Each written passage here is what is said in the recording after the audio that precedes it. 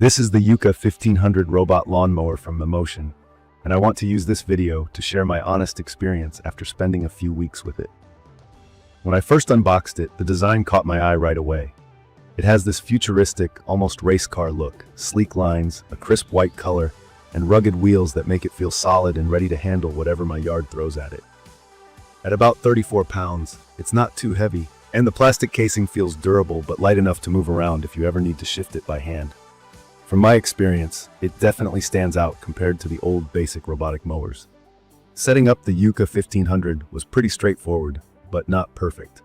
The robot uses this thing called a 3D vision positioning system, along with something named RTK, which I learned stands for real-time kinematic positioning. Basically, these give it an accurate sense of where it's going. Think of it as the GPS for your lawn, but way more precise.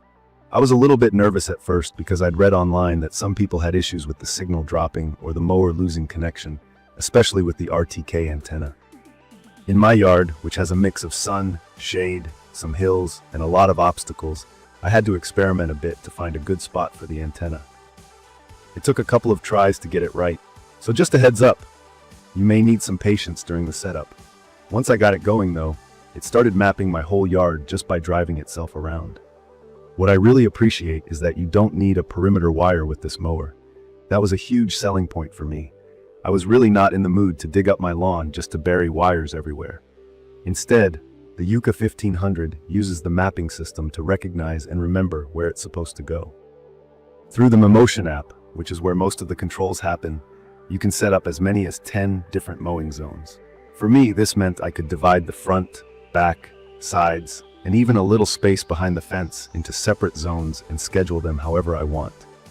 You can tell it to avoid things like flower beds or the kids' playground by drawing up no-go zones in the app, which is super helpful if your lawn has special areas you want left alone. There are a few things to get used to with the app though. It has a lot of customization options, cutting angles, specific mowing times, real-time monitoring, and so on.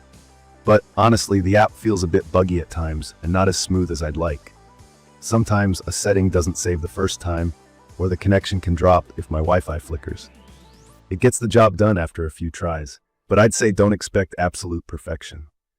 I would love if they made the app a little more user-friendly, especially for people who aren't super techy. On mowing quality, from my experience, the cutting height is easy enough to set, but you do need to adjust it manually. There's a knob on the mower that lets you set how high or low you want the cut, anywhere from about 1.2 to 4 inches. Once I picked my height, the mower stuck to it pretty well. I have Bermuda grass with some crabgrass patches. Honestly, the weed problem was always bigger than the mowing problem. But not having to worry about mowing gave me time to focus on fixing those weeds, which was a pleasant surprise.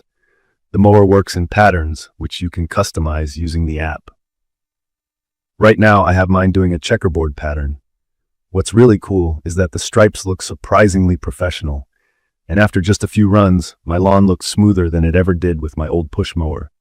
The mower's dual floating cutting discs give a clean cut on average, but it can sometimes miss a few blades here or there, especially in thicker or fast-growing patches. Still, the coverage is way better than I expected for a home robot mower. Obstacle avoidance was actually better than I expected. It uses AI-powered cameras to recognize objects and avoid running into things. At one point, mine tried to get a little too close to my creek, so I set up a few bricks to show it where to stop. It's smart, but you definitely need to learn together. The first time or two, there may be places where it gets stuck or turns itself around at odd angles, especially when your yard is wet or a little muddy. I had a spot with an exposed wire where it kept stopping. I ended up just drawing a no-go zone there in the app. After 5 full mowings, it's barely gotten stuck at all. I'd recommend this mower for anyone with a tricky yard and a few obstacles. Another feature that I didn't expect but found useful was the integrated sweeper.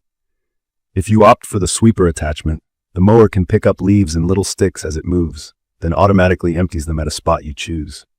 For me, this practically eliminated raking days in the fall or after windy weather.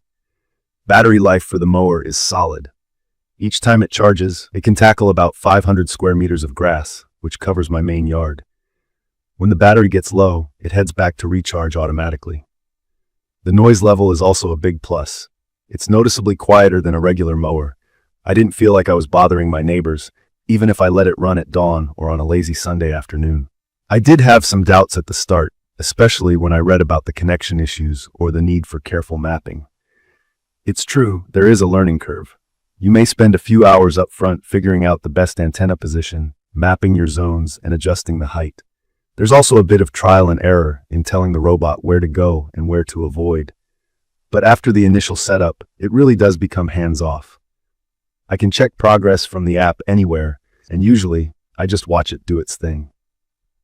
If you have steep slopes, the mower can handle up to 45%, which is a lot more than most robots I looked at. The self-emptying feature for the sweeper just adds another level of convenience, reducing one more chore from my weekend list.